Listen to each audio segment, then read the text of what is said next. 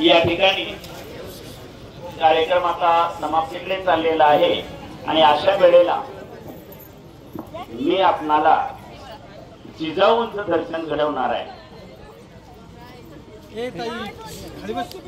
शांतलिंग स्वामींच्या इतिहासामध्ये एक सांगितलं जातं की जिजाऊ ह्या आदिमाया आदिशक्ती होत्या आणि त्यांच्या खांद्यावर एक तीळ होता,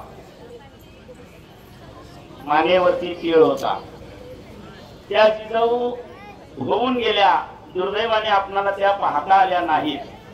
पण आज मात्र राजवर्धिनी चव्हाण नावाची मुलगी, तिच्याही खांद्यावरती असे खून आहे। तिनं 2 वर्षामध्ये 7 किल्ले सर केलेले आहेत आणि आज रायगडावर येऊन तिने शिवाजी महाराजांच्या हिंदवी स्वराज्य शपथ दिनोत्सवानिमित्ताने देवाला अभिषेक केलेला आहे। 2 वर्षाचं लहान मूल किती वेळ बसून राहू शकतं, पण आपण या सगळ्या शास्त्री लोकांना उठताना बघितलं, जिजाऊ मात्र उठली नाही।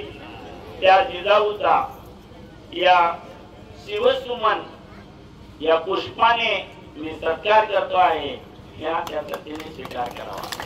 जिजाऊ माता की, राजवर्धिनी माता की, हर हर।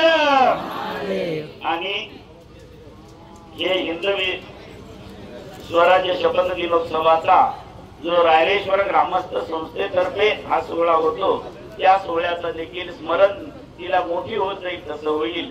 मी लहानपणी 2ऱ्या वर्षी इथं गेले होते, हे ती तिच्या मुलांना नातवंडाला सांगू शकेल, म्हणून हे स्मृती चिन्ह देखील तिला देत आहोत।